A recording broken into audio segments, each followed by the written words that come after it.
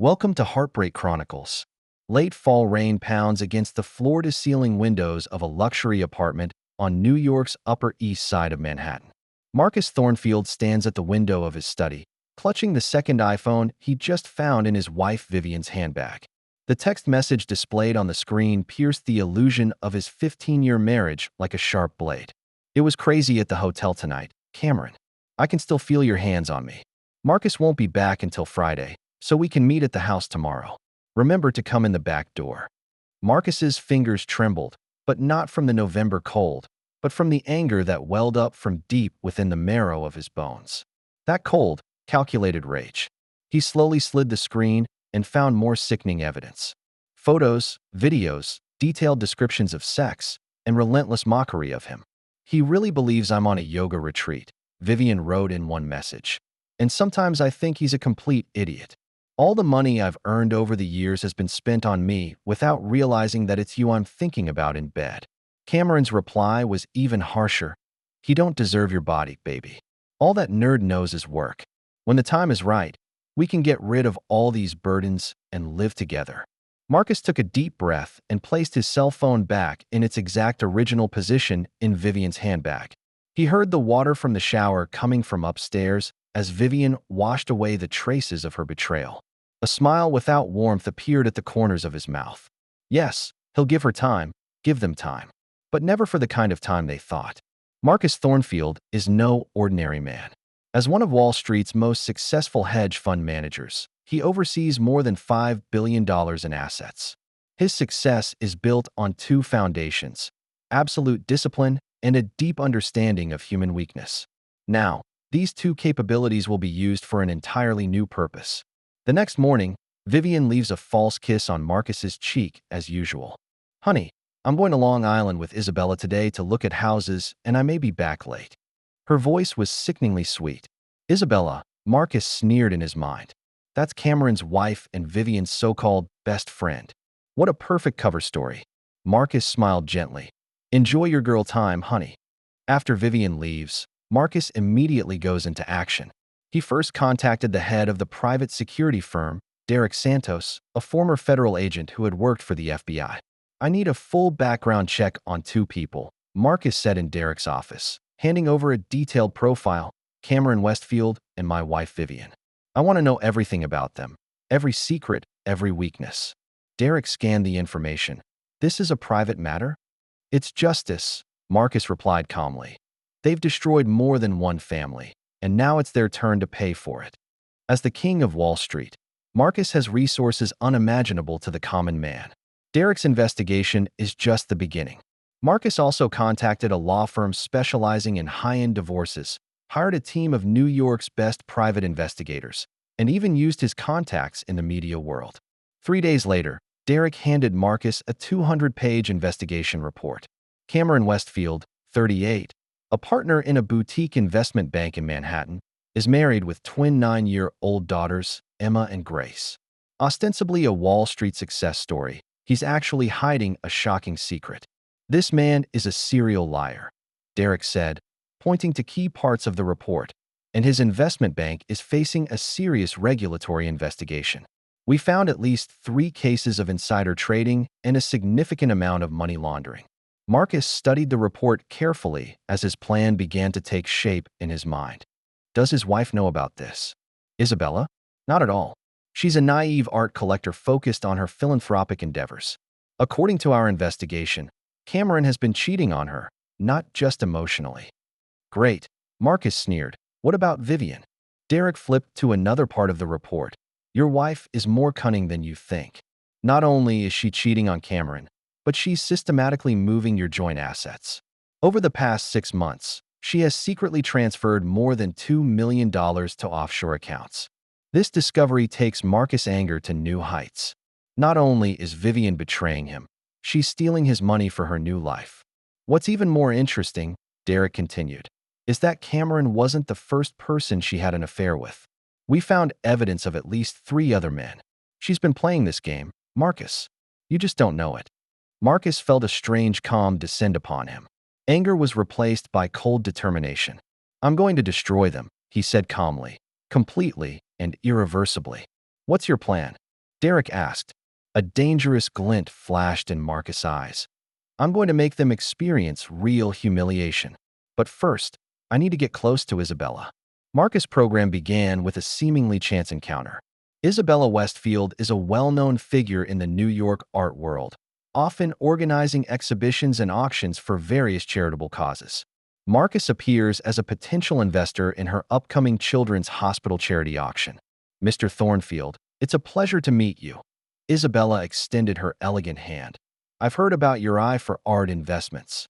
Isabella is a true beauty, not the superficial voluptuousness of Vivian, but a beauty with depth and intelligence. Her long brown hair was silky smooth, and her green eyes were full of warmth and sincerity. She wore a simple but elegant black dress, her demeanor revealing true aristocracy. Please call me Marcus, he smiled. I'm interested in the work you do for children's charities. I'd like to discuss some long-term possibilities for collaboration. Isabella's eyes lit up. That's great. Honestly, we're always looking for visionary investors. Cameron's been working a lot lately, and I've had to take care of a lot of things independently. Oh, Marcus feigned concern. I hope it's nothing serious. Isabella hesitated, then sighed. I'm not sure what exactly, but he's been working late a lot lately, and he's been having a lot of emergency meetings on the weekends. Sometimes I think he's hiding something. Marcus nodded gently. Isabella, as a businessman, I've seen too many of these situations. If you're concerned, perhaps I can do some informal looking through my network. Isabella looks grateful. That's very kind of you. But I don't want to doubt my husband. That would make me feel like a horrible wife. Skepticism and caution are two different things, Marcus said softly. It's not scary to protect your interests and those of your children. That's wisdom. Upon leaving charity, Marcus felt a mixture of emotions. Isabella is as truly innocent as he ever was. They're both victims of the dog and pony duo of Cameron and Vivian. But soon Isabella will become a key pawn in his revenge plan. Back at home, Marcus continues to play the perfect husband with no knowledge of the situation. When Vivian returned, she looked radiant and had obviously had a good afternoon. How about looking at houses with Isabella? Marcus asked, while noting that she had changed into new underwear and smelled like a man's cologne. It's great, Vivian lied, a contented smile on her face. Long Island has some truly beautiful properties. Isabella is considering investing in real estate. Marcus nodded. Sounds good. By the way, I think we should have Isabella and Cameron over for dinner. I want to get to know your friends better. Vivian's face changed slightly, but quickly returned to normal. Good idea. I'll call Isabella tomorrow. That night, when Vivian thought Marcus was asleep, she quietly pulled out her second cell phone. Marcus watched her through half-open eyes, watching that lustful look on her face as she sent the message. He knew she was telling Cameron about the dinner plans, and they were probably planning how to continue this game of deception in front of him. But Marcus is already planning his own game. A game they will never forget. The next day, Marcus received an urgent call from Derek. There's been a major discovery. The detective's voice carried excitement. Cameron's investment bank is involved in a huge Ponzi scheme. We found solid evidence that they were misappropriating client funds. This is not just insider trading. This is outright fraud. Marcus felt a dark sense of satisfaction. How solid is the evidence? Enough to get him 20 years in federal prison, Derek confirmed. But there's something more interesting. Not only did your wife know about the scam, she was one of the accomplices. This information caused Marcus to pause for a moment. What does that mean? Vivian has been helping Cameron move illegal funds. Those offshore accounts of hers? It wasn't her own escape money. It was part of Cameron's money laundering network. She's actually a financial advisor to this crime syndicate. Marcus felt an anger he had never experienced before. Vivian not only betrayed him, she used his reputation and resources to help her lover commit a crime. Is anyone else involved? There are at least 5 others, including some well-known Wall Street figures. This case will shake the entire financial world when it breaks. Marcus paced around his office, pondering the implications of the message.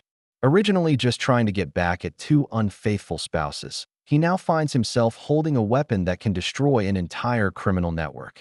Derek, I want you to keep digging deeper, Marcus instructed.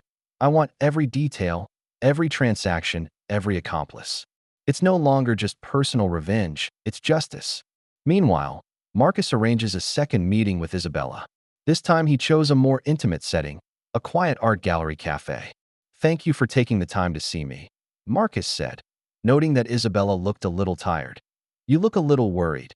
Is everything all right?" Isabella laughed bitterly. "Not too well, actually. Cameron has been acting strange lately. He became restless, often answered the phone in the middle of the night, and he started asking me questions about my personal assets." Marcus leaned forward. "What kind of questions?" "He wanted to know the details of the trust fund my father left me and the art collection in my name. It's weird because we talked about these things when we got married." Marcus felt alert. "Isabella, I need to tell you something, but I want you to stay calm." Isabella's eyes flashed with fear. "What is it?" Marcus removed a sealed folder from his briefcase. "These are the information gathered by my private investigation team about Cameron's business activities." Isabella opens the folder with a trembling hand, her face becoming paler as she reads the contents. The documents detail Cameron's financial criminal activities, including Ponzi schemes, money laundering, and customer fraud. "That's impossible." Isabella shook her head. "Cameron wouldn't do any of those things." "I hope I'm wrong," Marcus said mildly. "But the evidence is incontrovertible. Isabella, you need to protect yourself and the children." Isabella put the paper down, tears welling up in her eyes. "If this is true, then our entire lives have been built on a lie." "Not only that," Marcus hesitantly said, "I'm afraid there's something worse." "What else?" Isabella asked, her voice almost a whisper. Marcus took a deep breath. "Isabella, I found out that Cameron was having an affair with my wife, Vivian." The blood was completely gone from Isabella's face. She sat frozen, seemingly unable to process the information. "I'm sorry to have to tell you this," Marcus continued, "but I think we all have a right to know the truth." Isabella started shaking. "How long has it been?" "At least 6 months, according to our investigation. But it could be longer." Isabella stood up suddenly and walked over to the window, her back to Marcus. "I should have known," she choked. "All the signs were there. Late nights, mysterious phone calls, getting cold feet with me." Marcus walked up to her. "Isabella, it's not your fault. You trust your husband. That's normal." "But I was a fool." She turned to face Marcus, anger and pain in her eyes. "I let him use me. Let him deceive me. Let him use me as the perfect cover for his crimes." Marcus sees what he's been waiting for, the fire of vengeance in Isabella's eyes. "Isabella, I have a proposition." "What's the offer?" she asked. "We worked together," Marcus said, "and we made sure Cameron and Vivian paid for everything they did. It's not just the betrayal, it's their criminal behavior." Isabella thought for a long time. "What kind of collaboration do you want?" A sneer flashed in Marcus' eyes. "I want justice. I want everyone to know their true colors. I want them to experience the pain we're going through right now, but magnified tenfold." "What does that mean?" Isabella asked. "That means we're going to humiliate them in public, destroy their reputations, make them face legal consequences, and make sure they can never hurt another innocent person again." Isabella wiped the tears from her eyes as her expression became determined. "What am I going to do?" Marcus smiled, but it was a smile fraught with danger. "First, we need more evidence. I need you to get close to Cameron for me, record his activities, and maybe get him to admit to something." "You are asking me to be a spy?" Isabella asked. "I'm asking you to protect yourself," Marcus corrects, "by gathering evidence to ensure you get your fair share of the divorce proceedings while helping law enforcement bring the culprits to justice." Isabella nodded. "I see. How long do I need to think about it?" "It doesn't need to be long," Marcus said, "because according to our intel, Cameron and Vivian are planning some kind of big move. I'm concerned that they may be preparing to flee or move more assets." Isabella's expression became horrified. "You mean they might abandon us?" "I'm concerned about that possibility," Marcus admitted, "which is why we need to move fast." Isabella stood up straight, determination burning in her eyes. "I want them to pay. Not just for me, but for my daughters. They shouldn't have to suffer because of their father's crimes." "Good." Marcus held out his hand. "Then we're partners." Isabella took his hand. "Partner." "But Marcus, I have one condition." "On what terms?" "When this is over, I want my daughters to be proud of their mother and know that she fought for what is right." Marcus felt a real sense of admiration. "Isabella, I assure you that when this is over, Your daughters will know that they have a truly heroic mother. Over the next few days, Marcus and Isabella worked out a detailed plan. Isabella will continue her normal family life, but at the same time document Cameron's activities and gather more evidence. Marcus, for his part, will use his resources and contacts to prepare for the ultimate public humiliation. Isabella's first task was to install the listening devices that Derek provided. The devices look like ordinary household electronics, Derek explains, with the camera hidden in a picture frame and the recording device in a lamp base. Cameron will never doubt it. Isabella learned how to operate the devices, how to download recordings, and how to lead conversations without arousing suspicion. She showed impressive composure and skill. "You really have no experience in spying?" Derek asked jokingly. "No," Isabella replied. "But you will learn a lot of new skills when you find out your husband is a criminal and a liar." Marcus began the next phase of the program. He contacted the most influential event planners in the New York social scene to arrange a special charity auction. The event will be the public debut of Isabella and Marcus' collaboration and will be the stage for Cameron and Vivian's public humiliation. "I want to hold a charity auction in support of victims of financial crime," Marcus told the event planners, "and I want to invite all the important people on Wall Street." "It's a timely topic," agrees the planner. "And there's been a lot of news about financial fraud lately. Do you have a specific date in mind?" 3 weeks from Saturday," Marcus said. "I want to host it at the most luxurious hotel in Manhattan. Money is not an issue." Meanwhile, Isabella begins to gather shocking evidence. Hidden recording devices captured conversations between Cameron and his co-conspirators discussing how to move money, how to deceive regulators, and how to escape if things went south. "Listen to this," Isabella says as she plays a recording from her weekly meeting with Marcus. Cameron's voice came over the speaker. "The FBI is tightening the perimeter. We need to accelerate the timetable. Transfer the remaining funds to a Cayman Islands account and then activate the Brazilian exit program." Another voice responded, "How's it going with Vivian? Can she keep quiet?" Cameron laughed. "Don't worry, Vivian. She's completely controlled. She thinks we're just doing routine tax optimization. She doesn't know the true scale." Isabella stopped playing. "He's even cheating on your wife." Marcus' expression was somber. "Vivian is smarter than she lets on. She knew what was going on. She just chose to ignore it because she benefited from it." "It gets worse," Isabella continues, playing another recording. This time it's a private conversation between Cameron and Vivian, apparently recorded after they cheated. Vivian's voice, lazy in content. "Marcus knows absolutely nothing about anything. Yesterday, he even asked me if I wanted to redecorate the house. The poor fool doesn't know I'm already in Paris picking out apartments." Cameron, Isabella is just as naive. She really believed I was dealing with complex international transactions. Women are really easy to deceive. Vivian, it's going to be interesting to see their faces when we disappear. Marcus will find his account emptied and his reputation ruined while I live the life I deserve in South America. A look of anger and pain flashed across Isabella's face as she heard those words. They're really planning to abandon us. Marcus's anger had reached a white-hot pitch, but his voice remained calm. "Yes, they do intend to do that. But we won't let them." "When do we take action?" Isabella asked. "The charity auction is our stage," Marcus said. "But until then, we need to make sure all the evidence is in the hands of law enforcement." Marcus contacted his legal team and a friend with connections in the U.S. Attorney's Office.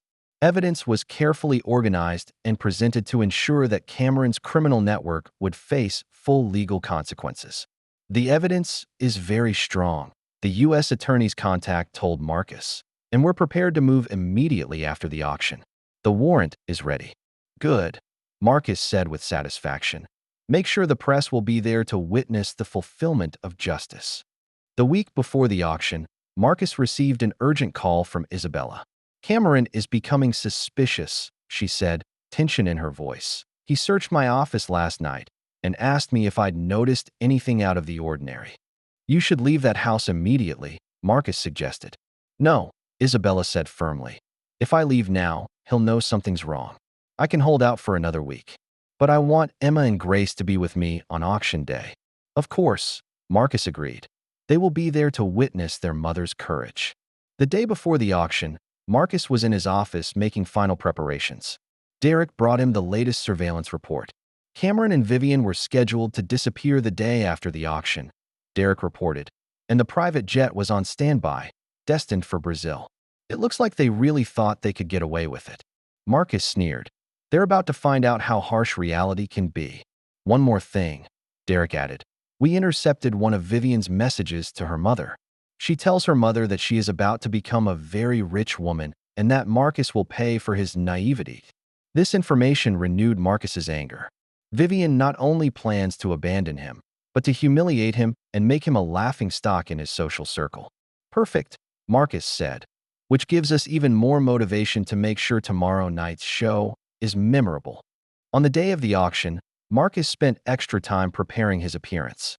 He wore his best tailored suit, a navy blue Armani with an Hermes tie. He looks like the king of Wall Street, and indeed, tonight he will be. Isabella also dressed up well. She wore a stunning red gown, her hair elegantly coiffed, and a diamond necklace left to her by her grandmother. She looked like a true aristocrat, elegant and dignified. Emma and Grace, two 9-year-old twins, in matching blue dresses. They looked like two little angels, completely unaware of what was about to happen tonight. Mom, why do we have to go to this party? Emma asked. Because sometimes grown-ups need to stand up for what's right, Isabella explained gently. And tonight, Mommy is going to fight for what's right. The grand ballroom at New York's Plaza Hotel is gilded with crystal chandeliers casting a warm glow.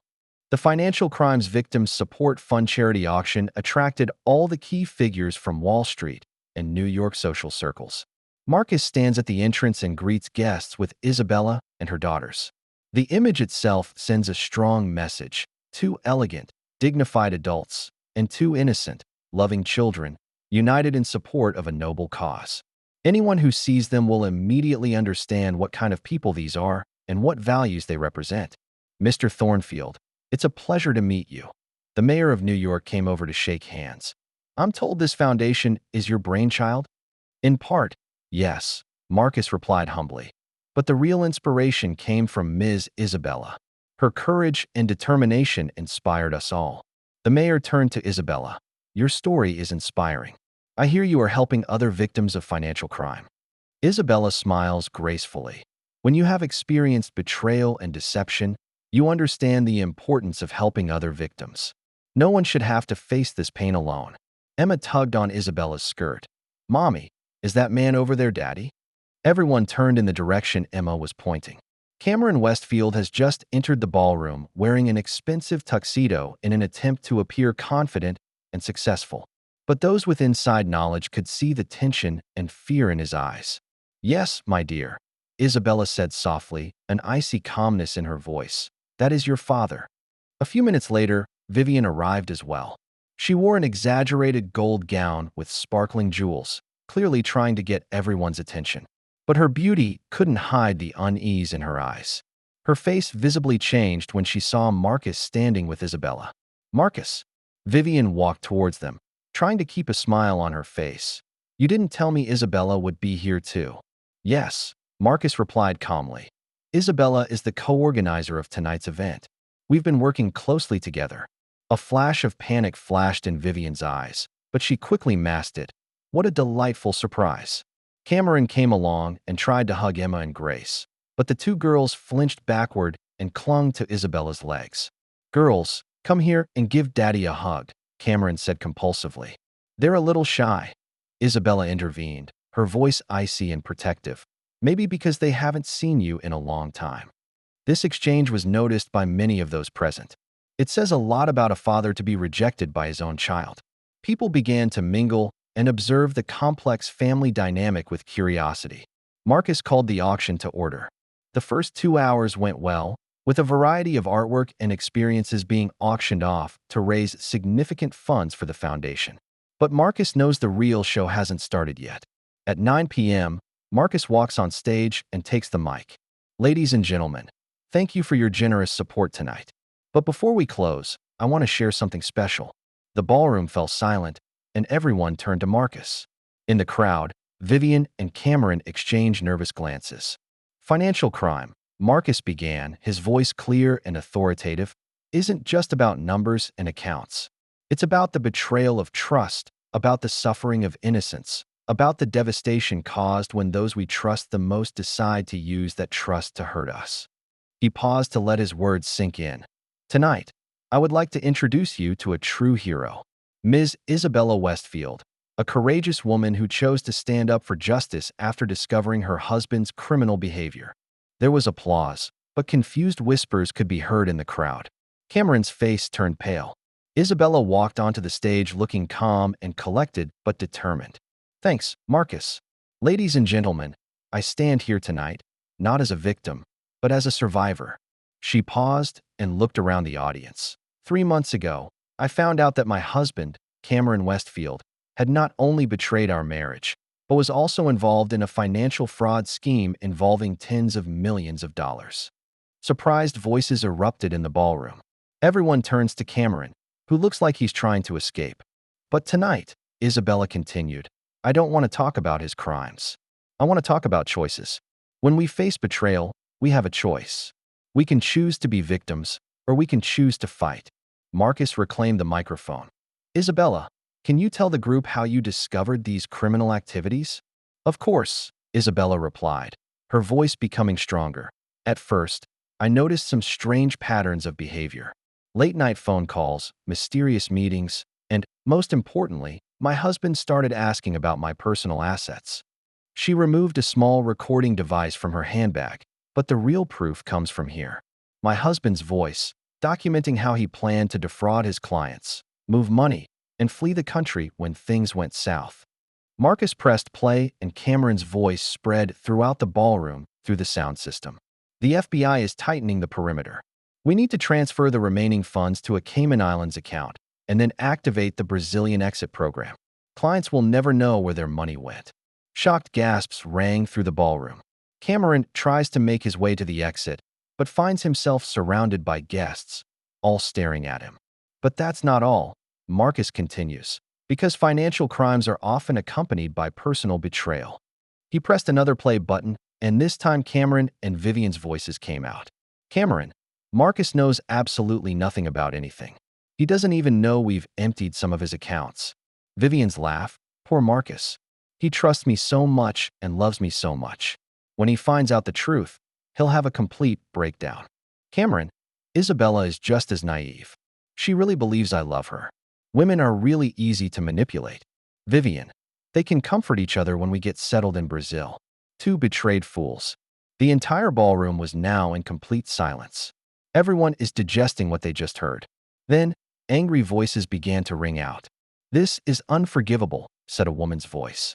These people are monsters, another voice joined in. Marcus held up his hand for silence. Ladies and gentlemen, I share this not to seek sympathy, but to make a point.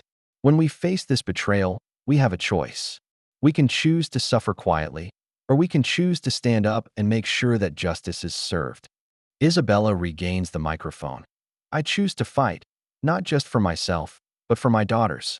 I want them to know that even in the darkest moments, there is always hope and there is always justice.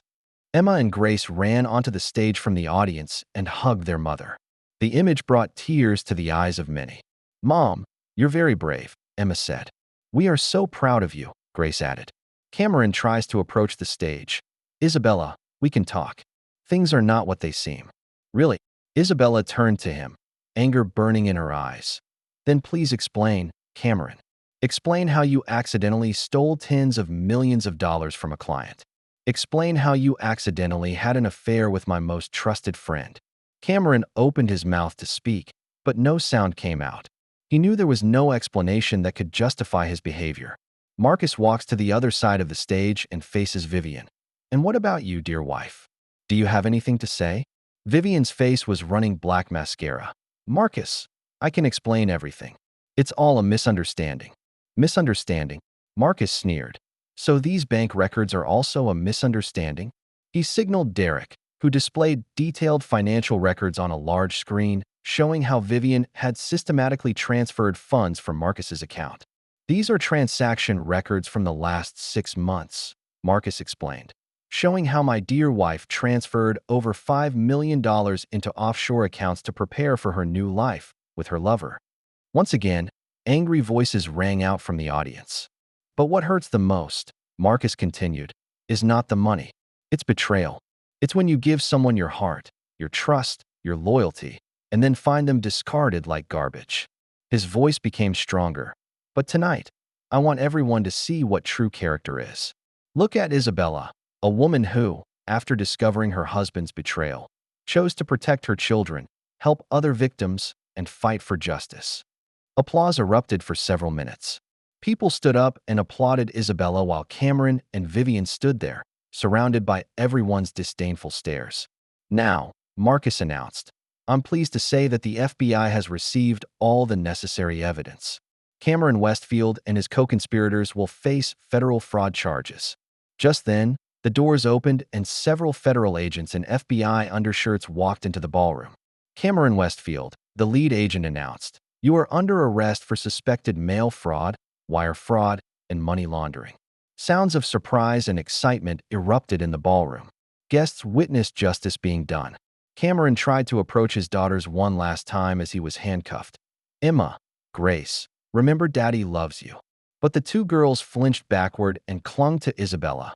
"We don't want to talk to bad people," Emma said. That statement is more powerful than any adult's condemnation.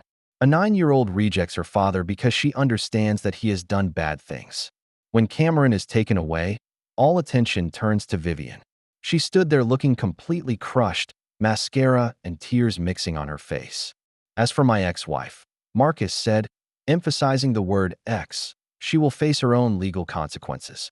Misappropriation of funds, even from a spouse, is still a felony in New York State."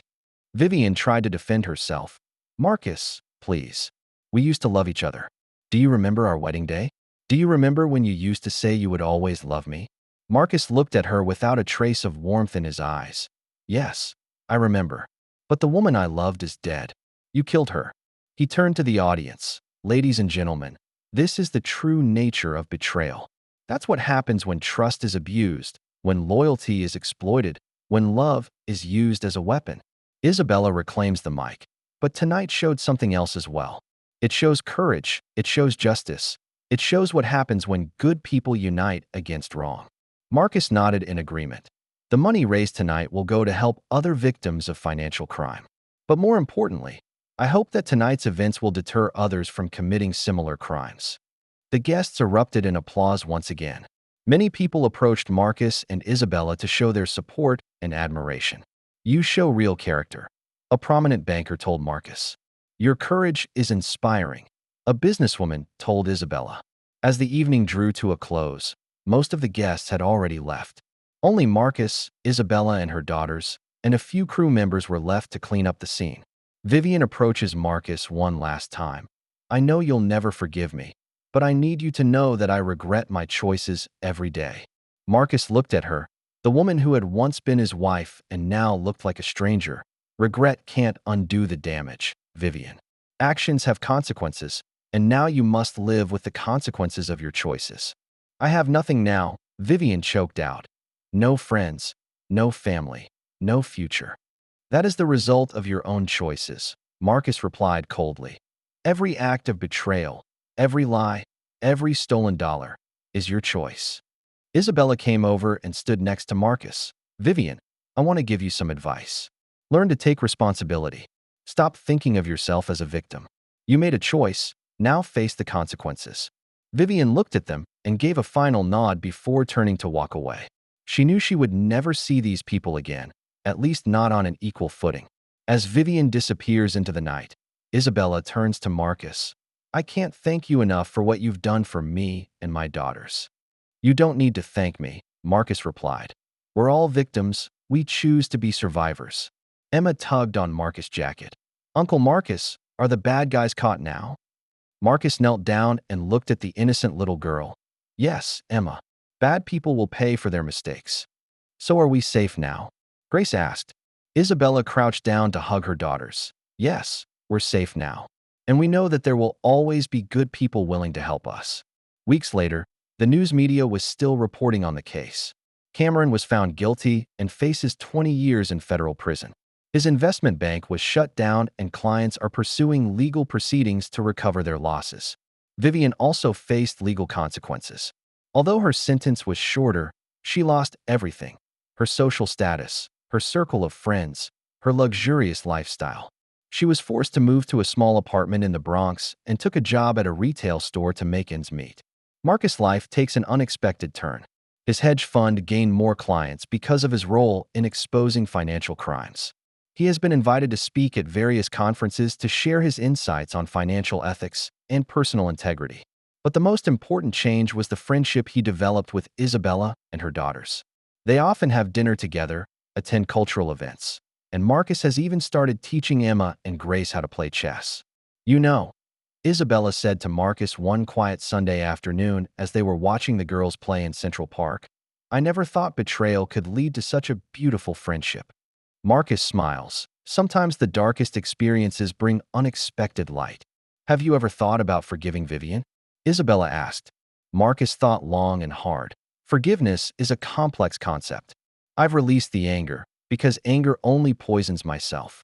But forgiveness doesn't mean forgetting, and it doesn't mean there are no consequences." "What about Cameron? I'm happy for you that you were able to build a new life without his toxic influence. Emma and Grace have a better role model now." Isabella nodded. "They ask about you a lot. I think they're starting to see you as a father figure." The comment warms Marcus' heart and makes him realize the strange turns life has taken. He started this revenge program to punish those who hurt him, but as a result he found a new family, one based on true values and mutual respect. 6 months later, Marcus received a letter from a federal prison. It's by Cameron. "Marcus, I know I have no right to ask for anything, but I want to apologize for what I did. I destroyed my family and hurt innocent people, including you. I pay for my choices every day. My only request is to please look after Emma and Grace. They're innocent. They don't deserve to suffer for my crimes. Cameron." Marcus reads the letter, tears it up, and throws it in the trash. Some behaviors are unforgivable. Some injuries are irreparable. The consequences Cameron now faces are the result of his own choices. A few days later, Marcus also received a call from Vivian. Her voice sounded tired and desperate. "Marcus, I'm not looking for forgiveness. I know I don't deserve it. I just want you to know that I understand what I've lost. I lost a man who truly loved me, a man who would do anything for me. I realize now how stupid I was." Marcus listened without speaking. "I'm now working 12 hours a day just to pay my rent. I have no friends, no family. Everyone knows who I am and what I've done. That's the reality I'm going to have to deal with for the rest of my life." "Yes," Marcus said eventually. "This is your reality. That's the price of betrayal. Are you happy?" Vivian asked. "Does it make you happy to see me suffer?" Marcus pondered the question. "I don't derive pleasure from your pain, Vivian, but I derive satisfaction from justice. The consequences you face are a direct result of your own behavior. Will I be alone forever?" she asked, real fear in her voice. "Perhaps," Marcus replied honestly. "You destroyed people's trust in you. It takes time to rebuild trust, and not everyone will give you a second chance." After hanging up, Marcus felt a deep sense of peace. His vengeance is complete and total, but also just. Everyone gets what they deserve. Cameron is in prison, Vivian is in isolation and poverty, and the innocent victims, Isabella, Emma, Grace, and himself, are building new and better lives. A year later, at another charity event, Marcus was introduced as the guardian of Wall Street ethics. His foundation has helped hundreds of victims of financial crimes, and his story has been written into books and articles that inspire others to fight for justice. Isabella has also become an activist, specializing in helping other women who have been cheated out of their spouses. Her artwork now focuses on themes of restoration and hope and is exhibited in top New York galleries. Emma and Grace thrive in a loving and honest environment. They stop asking questions about their father and focus on their schoolwork, friendships, and chess lessons with Uncle Marcus. One quiet evening, as Marcus reviews past events in his study, he realizes that betrayal, while painful, can be a catalyst for transformation. He was no longer the man who naively trusted everyone, but he wasn't a bitter and angry man either. He learns to distinguish between those who are trustworthy and those who are not, and learns to protect himself without losing his faith in goodness. His cell phone rang, displaying Isabella's number. "Marcus, I'd like to invite you to dinner tomorrow. The girls want to show you their new paintings." "I'd love to come," Marcus replied. smiling sincerely. Outside, the lights of New York twinkle and life goes on. But for Marcus Thornfield, real life has just begun. A life based on real values, true friendships, and hard-won wisdom. The pain of betrayal has been transformed into strength, and the plan for revenge has evolved into the triumph of justice. And those who choose to cheat and betray, they continue to suffer the consequences of their choices, reminded each and every day that the cost of some actions is eternal. That's the end of today's story. For more captivating tales, hit subscribe and never miss an episode.